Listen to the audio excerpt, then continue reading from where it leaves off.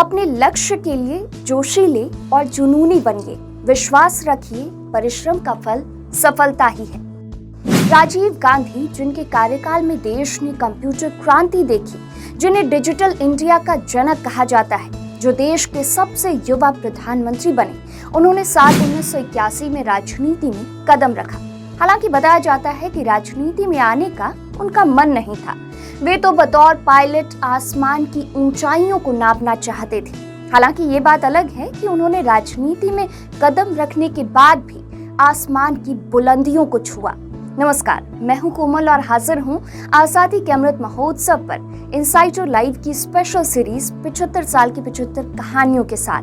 आज बात होगी साल 1981 की। करीब 3 साल सत्ता से बाहर रहने के बाद 1980 में इंदिरा गांधी की सत्ता में वापसी हुई और चौथी बार प्रधानमंत्री पद की शपथ ली। चौथी बार सत्ता संभालने के महज 5 महीने बाद ही उन्हें गहरा झटका लगा, जब उनके राजनीतिक उत्तराधिकारी के तौर पर तैयार हो रहे संजय गांधी की 23 जून 1980 को एक विमान दुर्घटना में मौत हो गई। वंशवादी राजनीति की उपज इंदिरा गांधी ने संजय की जगह को भरने के लिए किसी और को नहीं, बल्कि अपने उस बेटे को चुना जिसके मन में राजनीति के प्रति हमेशा उदासीनता का भाव था। पायलट की नौकरी छोड़कर राजीव गांधी अपनी मां की मदद के लिए राजनीति में आ गए। संजय की मौत से खाली हुई अमेठी संसदीय सीट पर जून 1981 में उपचुनाव हुआ।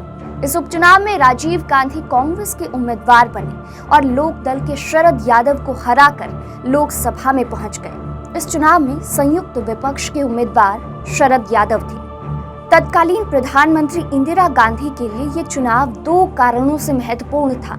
एक तो इससे ये आकलन हो जाता कि उन्हें दिल्ली की गद्दी वापस देने के 1 साल बाद जनता उनके बारे में क्या सोच रही है। दूसरा, ये उपचुनाव उनके एक नए राजनीतिक उत्तराधिकारी की भी अहम परीक्षा साबित होने जा रही थी। पायलट से नेता बने राजीव की राजनीति को लेकर कोई दिलचस्पी नहीं थी। राजीव गांधी का पूरा परिवार राजनेताओं से भरा था। बावजूद इसके राजीव ने कभी भी राजनीति में रुचि नहीं ली। शुरुआत में राजीव गांधी राजनीति से दूर भागते रहे। वहीं उनके भाई संजय गांधी के बारे में साफ हो चुका था कि वे अपनी मां की राजनीतिक विरासत संभालेंगे। लेकिन कुछ समय बाद ही एक हवाई हादसे में संजय गांधी की मौत हो गई और राजीव को राजनीति में आना पड़ा। अमेठी में राजीव गांधी के लिए इंदिरा गांधी ने कई चुनावी प्रचार किए। संजय गांधी की मौत के बाद ये उनके लिए एक नई राजनीतिक विरासत का पौधा रोपने की प्रक्रिया का अहम हिस्सा था। इस उपचुनाव में राजीव गांधी ने अमेठी के लिए अपनी 3 प्राथमिकताएं बताई: सड़क, सिंचाई और उस जमीन का कायाकल्प। इस उपचुनाव में उनके प्रतिद्वंदी थे चरण सिंह की पार्टी लोकदल के शरद यादव, जिनके लिए पूरा विपक्ष धुआंधार चुनाव प्रचार कर रहा था। जॉर्ज फर्नांडिस के साथ जवानी के मुलायम सिंह यादव भी चुनाव प्रचार में काफी सक्रिय थे। बतौर शरद यादव, चौधरी चरण सिंह ने उन्हें जबरन इस सीट से अखाड़े में उतार दिया था। हालांकि शरद यादव की बुरी तरह हार हुई थी। उन्हें मात्र 21,188 वोट मिले थे, जबकि राजीव गांधी को 2,58,884 वोट मिले थे। वहीं 6 जून 1981 रेलवे के इतिहास की सबसे दर्दनाक तारीख है। 6 जून 1981 को बिहार में हुए एक रेल हादसे ने देश ही नहीं पूरी दुनिया को झकझोर दिया। 6 जून 1981 को मानसी सहरसा रेलखंड पर बदला घाट धमारा घाट स्टेशन के बीच बागमती नदी पर बने पुल संख्या 51 पर मानसी से सहरसा की तरफ बागमती नदी के पुल पर ट्रेन दौड़ी चली जा रही थी।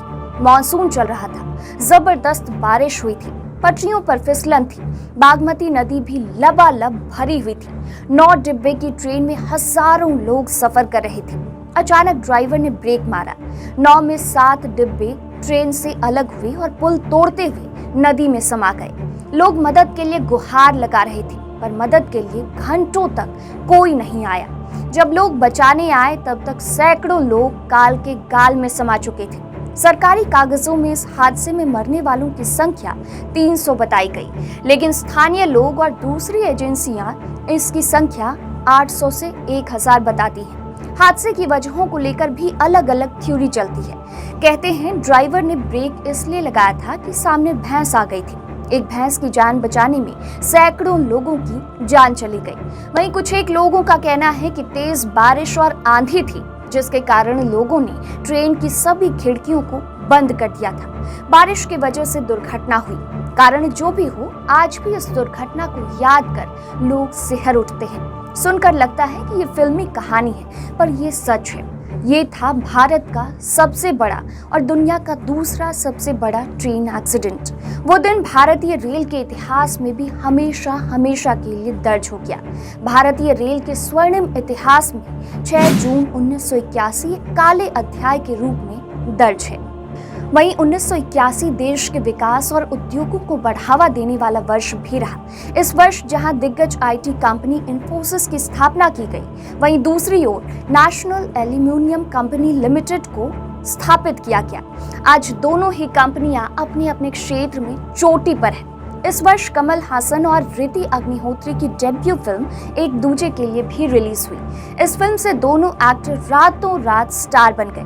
हालांकि बाद में कमल हासन हिंदी फिल्मों में नहीं चल पाए और साउथ की फिल्में करने लगे, जहां उन्हें सुपरस्टार के रूप में ख्याति मिली। तो आज के एपिसोड में इतना ही। फिर मिलूंगी कल, यानी साल 1982 की महत्वपूर्ण घटनाओं के साथ। देखते रहिए इनसाइड जुलाई। नमस्कार।